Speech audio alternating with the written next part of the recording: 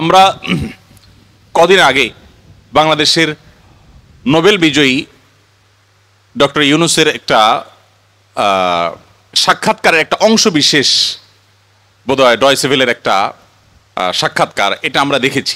যদিও সাক্ষাৎকারটা পরে কোনো কারণে বা কোনো যৌক্তিক অযৌক্তিক যে কারণেই হোক আমরা দেখতে পাই না ওই পেজে। আমি শুনেছি, আপনারা অনেকে হয়তো শুনেছেন। তিনি বলছিলেন যে পৃথিবী তার গন্তব্যের দিকে, ধ্বংসের দিকে এগিয়ে যাচ্ছে, এবং তিনি অন্য পার্সপেক্টিভ থেকে বলেছেন নিশ্চয়ই।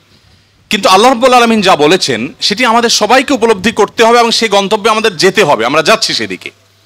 পৃথিবী যখন তার গন্তব্যের দিকে বা সৃষ্টি জগৎ যখন তার গন্তব্যের দিকে এগিয়ে যায়, তখন যত বেশি এগিয়ে যাবে ঈমান মানুষের জন্য ধরে রাখা তত কঠিন হবে। আমরা সেরকম একটা সময় পার করছি।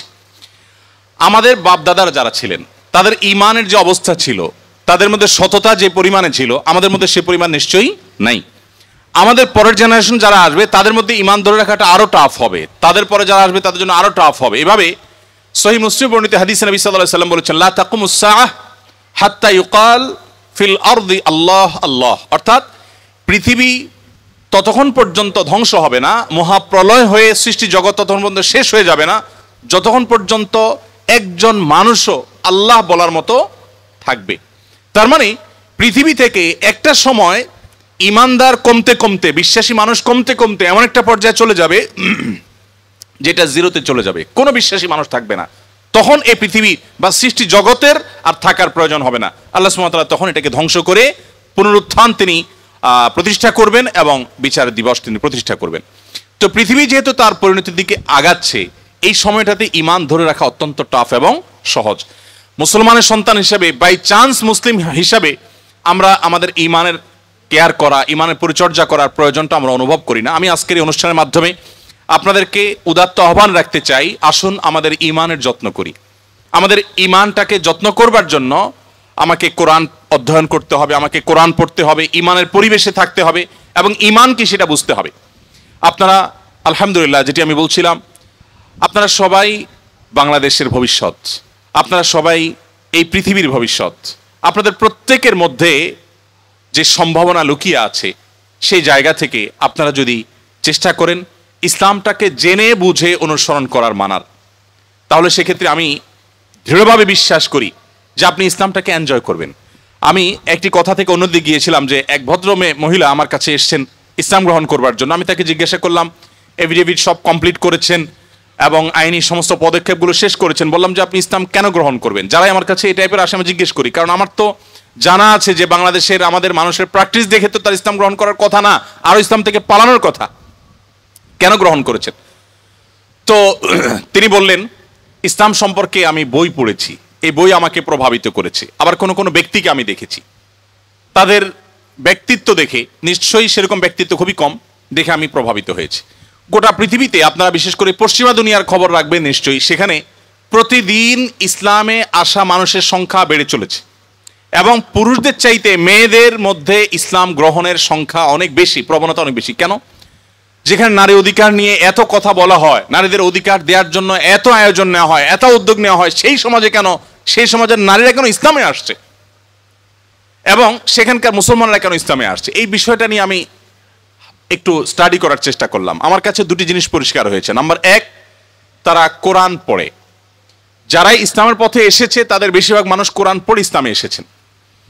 এবং ওমর রাদিয়াল্লাহু তাআলার কথা আপনারা জানেন, গোটা পৃথিবীর ইতিহাসের প্রবাদতুল্য শাসকদের একজন, ন্যায় বিচার প্রতিষ্ঠার ক্ষেত্রে দৃষ্টান্ত স্থাপন করা মানুষদের একজন, সে ওমর রাদিয়াল্লাহু তাআলা আনহু। তার ইসলাম গ্রহণের ইতিহাসও আপনারা জানেন। তিনি কিন্তু নবী সাল্লাল্লাহু আলাইহি সাল্লামকে হত্যা করার দায়িত্বে নিয়োজিত হয়ে সে দায়িত্ব পালন করার জন্য যাচ্ছিলেন। পথিমধ্যে তিনি তার বোন ভগ্নিপতির কণ্ঠের তেলাওয়াত শুনেছেন। এই ঘটনা বিভিন্ন ভাবে বর্ণিত হয়েছে, আপনারা জানেন। সেই তেলাওয়াত তাকে এতটা প্রভাবিত করেছে যে তিনি হত্যার পরিবর্তে বরং মুহাম্মদ সাল্লাল্লাহু আলাইহি সাল্লামের কাছে হাত দিয়ে তার হাতে ইসলাম গ্রহণ করেছেন। তার মানে কোরআন সামান্য একটু শোনার পর তার ভিতরে এরকম প্রভাব পড়েছে। আপনাদেরকে আরেকটা গল্প শোনাতে চাই। তোফাইল ইবনে আমর আদ-দুসি একজন বড় মাপের কবি ছিলেন ইয়েমেনের। শুধু বড় মাপের নয়, আমরা জাতীয় কবি বলে, তখনকার জাতীয় কবির কালচার ভাবে ছিল না, যদি থাকতো হয়তো তিনি ইয়েমেনের জাতীয় কবি থাকতেন তখনকার। তুফাইল ইবনে আমর আদ-দৌসি, দুস ওনার গোত্রের নাম। উনি যেহেতু বড় সাহিত্যিক এবং কবি ছিলেন, এবং সেই সময়ে কবি সাহিত্যিকদের অনেক কদর ছিল, বড় বড় রাজদরবারগুলোতে কবি সাহিত্যিকদেরই পদচারণা সবচেয়ে বেশি ছিল, এবং সবচেয়ে বড় পুরস্কারগুলো তারাই জিততেন। প্রশংসা করে রাজাদেরকে বিভিন্ন কবিতা, বিভিন্ন পংক্তি, বিভিন্ন লেখা এগুলো উপহার দিলেই পুরস্কার পেতেন। তো তুফাইল ইবনে আমর আদ-দৌসি যেহেতু সাহিত্যিক ছিলেন, ভিআইপি ছিলেন, তিনি মক্কা উমরা করতে এসেছেন। মুহাম্মদ সাল্লাল্লাহু আলাইহি সাল্লাম তখন গোপনে ইসলাম এর দাওয়াত দিচ্ছেন। মক্কায় আসার পর তার বন্ধু বান্ধব যারা মক্কায় ছিলেন, কবি সাহিত্যিক, তারা বললেন, দেখো আমাদের এখানে তো একটা লোক, তার কথা শুনলেই মানুষ তার জাদুতে আক্রান্ত হয়ে যায়, বাপদা ধর্ম ছেড়ে দেয়। তো তোমার ব্যাপারে আমরা আশঙ্কা করছি যে তুমি এরকম অবস্থার মধ্যে পড়তে পারো। তাহলে একটা বুদ্ধি হলো, তুমি কানের মধ্যে তুলো দিয়ে রাখো, দোনো কানের ফুটো এমনভাবে বন্ধ করে দাও যে তুমি ওমরা যখন করবা, তওয়াফ করবা, সাই করবা, এই টাইমে যাতে ওই ভদ্রলোকের কোনো কথা তোমার কানে না আসে, অ্যাটলিস্ট এই সময়টা তুমি এভাবে একটু পার করো। তিনি তাদের পরামর্শ অনুযায়ী দোনো কান বন্ধ করে ফেললেন, এবং তিনি ওইভাবে কিন্তু ওমরার কাজ শেষ করলেন। একটা পর্যায়ে তার মনে হলো যে আমি এত বড় সাহিত্যিক মানুষ, বুদ্ধিজীবী মানুষ, পড়াশোনা করা মানুষ, একটা মানুষ কথা বলবে আর আমি গলে যাব, ভুলভাল বললেও আমি সেটা মেনে নিব, আমি তো এত অর্বাচীন না, আমাকে এত ভয় কেন পেতে হবে। তিনি কানের তুলো টুলো খুলে ফেলে দিলেন, এবং এরপর তিনি হারামের কোন এক জায়গা থেকে কোরআনের কিছু আয়াতের অংশ বিশেষ তার কানে আসলো। আসার পর তিনি সাহিত্যিক মানুষ, বুঝলেন যে এটা তো এই মানের ভাষা, এই মানের সাহিত্য, এটা তো কোনো মানুষের রচনা হতে পারে না, বা এই ধরনের রচনা তো আমি আগে পড়ি নাই, এটা তো একটু ব্যতিক্রম মনে হচ্ছে। তিনি তখন মুহাম্মদ সাল্লাল্লাহু আলাইহি সাল্লামকে অনুসরণ করতে শুরু করলেন। পেয়ে গেলেন আলী রাদিয়াল্লাহু তাআলাকে, সম্ভবত আলীরই তেলাওয়াত শুনেছেন। তখন আলী রাদিয়াল্লাহু তাআলাকে বললেন যে দেখো আমাকে তার কাছে নিয়ে যাও, মুশকিল হলো আমার বন্ধু বান্ধবরা দেখলে তো আমার জাত যাবে, বা তারা আমাকে এমন আছে টর্চারও করতে পারে, তাহলে এক কাজ করো, নিয়ে চলো। আলী রাদিয়াল্লাহু সামনে সামনে যাচ্ছেন, উনি পিছিয়ে পিছিয়ে যাচ্ছেন। যে পরে তিনি ইসলাম গ্রহণ করলেন, এবং তিনি অনেক টর্চারের মুখোমুখি হলেন। তার মাধ্যমে ইয়েমেনে ইসলাম ঢুকে প্রথম ব্যক্তি ইয়েমেন থেকে ইসলাম গ্রহণ করা। আমি আপনাকে 50টা ঘটনা শোনাতে পারবো যে মানুষগুলো ইসলাম গ্রহণ করেছেন শুধুমাত্র কোরআন স্টাডি করে, কোরআন পড়ে। আমি আপনাদেরকে আজকে আহ্বান করে যেতে চাই, বাই চান্স মুসলমান আমরা যারা আছি, আমরা একটু ইসলামটাকে বোঝার চেষ্টা করি, আমরা ইসলামটা একটু জানার চেষ্টা করি। আমরা অনেকে মনে করি কোরআন হাদিস এগুলো হুজুরদের সাবজেক্ট, এগুলো শুধু ওনারা পড়বেন, আমরা শুধুমাত্র হুজুরদের মুখের দিকে তাকিয়ে থাকবো আর শুনবো।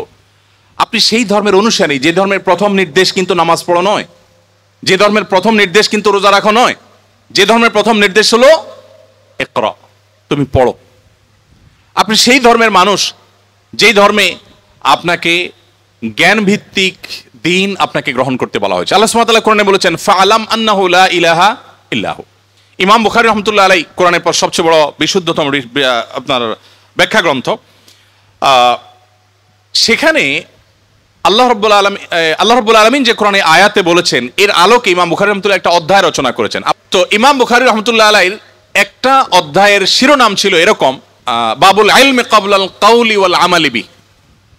অর্থাৎ সে অধ্যায় এখানে রচনা করা হচ্ছে, যে অধ্যায়ে প্রমাণ করা হবে ইসলাম কোনো কথা বলবার আগে, কোনো কাজ করবার আগে